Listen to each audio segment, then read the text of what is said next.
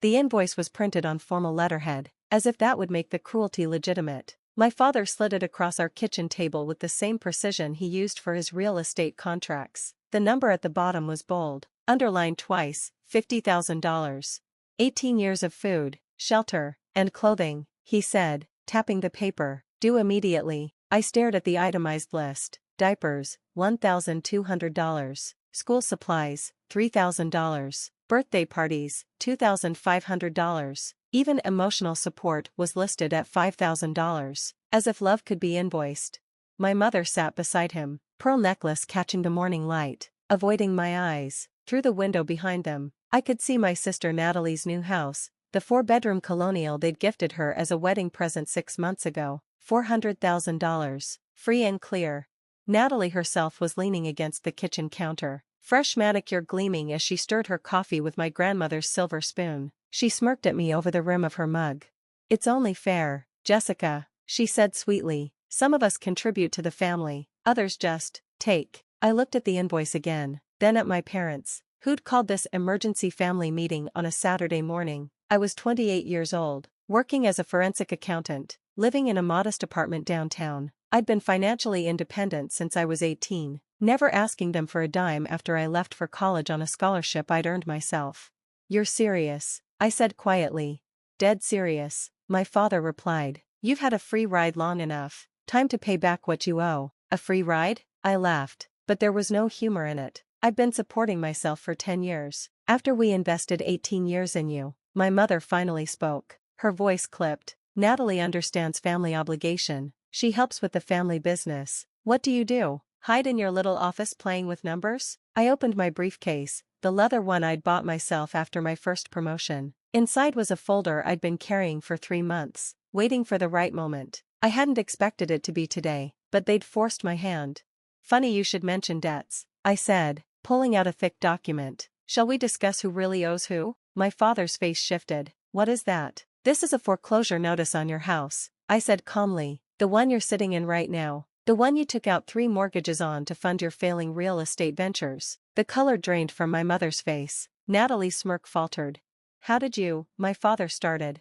"Get this? I bought your debt," I said, laying the papers out methodically. "All of it. Every defaulted loan. Every missed payment. Every penny you owe. $1. $2 million in total. I bought it for 30 cents on the dollar from the bank that was about to foreclose." "That's impossible," he stammered. "You don't have that kind of money." "Actually, I do." I pulled out another document. "Remember Grandma Rose? The one you told me didn't leave me anything because she died broke?" My mother's hand went to her pearl necklace. Grandma Rose's pearl necklace. I realized now.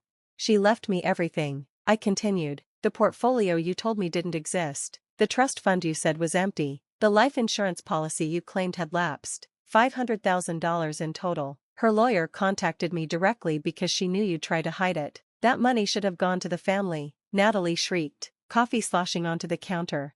"It did," I said. "To me, the only family member who visited her in the nursing home, the only one who remembered her birthday, the only one who held her hand when she died while you were all in Cabo." I pulled out my phone and showed them a video. It was Grandma Rose, frail but fierce, in her hospital bed. "Jessica, my dear," her recorded voice said, "I'm leaving everything to you. Not because you're my favorite, though you are, but because you're the only one who loved me for me, not my money. Your parents and sister have shown their true colors. Don't let them break you like they tried to break me." The silence in the kitchen was deafening. "Now," I said, returning to the foreclosure notice, "according to my calculations, you have about $50,000 in liquid assets. Isn't that convenient? The exact amount you say I owe you." My father's jaw was clenched so tight I thought his teeth might crack. "You wouldn't dare foreclose on your own parents, wouldn't I?" I pulled out more papers. "These are the text messages you sent me over the years. Don't come home for Christmas. We're having important guests. Your sister's graduation party is family only. Stop embarrassing us with your middle-class job." Each message was highlighted, annotated with dates and times. "And these," I continued, "are the credit cards you opened in my name when I was 16. The ones you maxed out and never paid, destroying my credit before I even turned 18. That was for family expenses," my mother protested.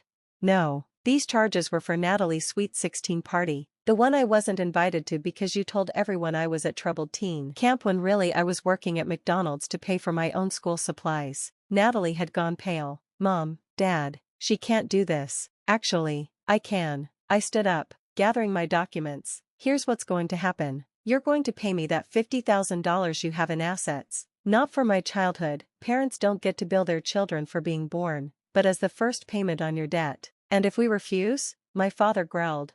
Then I foreclose Monday morning. You'll have 30 days to vacate. Oh, and Natalie? I turned to my sister. That house they gave you? It's collateral on one of their loans. You might want to start packing too. You're bluffing, Natalie said, but her voice shook. I pulled out one final document. This is a rental agreement for both properties. I'm willing to let you stay as tenants, below market rate, because despite everything, I'm not cruel, but there are conditions. My father snatched the paper, reading rapidly. His face went from red to purple.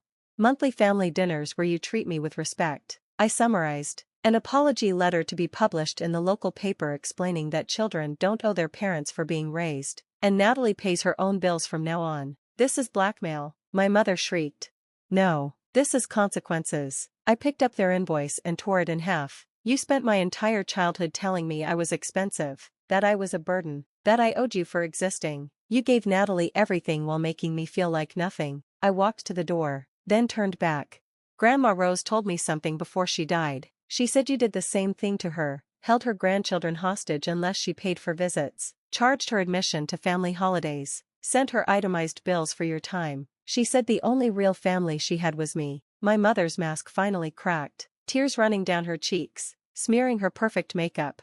Jessica, please, you have 48 hours to decide, I said. Sign the rental agreements and pay the $50,000, or lose everything. And if you're thinking of fighting this in court, remember, I'm a forensic accountant. I have every receipt, every text, every email you've sent for the last decade, including the ones where you admit to tax fraud. My father's face went white. He'd forgotten about those.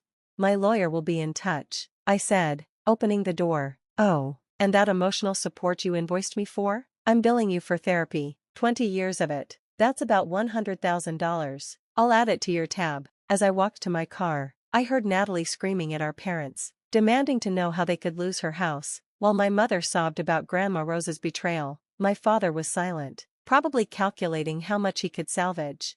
They'd wanted to put a price on raising me, now they were learning the cost of losing me.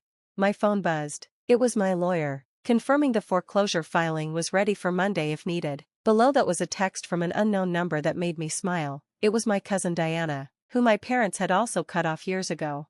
Heard through the grapevine what you did. Grandma Rose would be so proud. Want to grab dinner? My treat, and I promise not to invoice you for it. I texted back, only if we toast to Grandma Rose, the woman who knew that real family doesn't come with a price tag. As I drove away, I saw my father in the rearview mirror, standing in the driveway, still holding their torn invoice. For the first time in my life, he looked small, defeated, like a man who'd just learned that when you put a price on love, you might find out you can't afford it.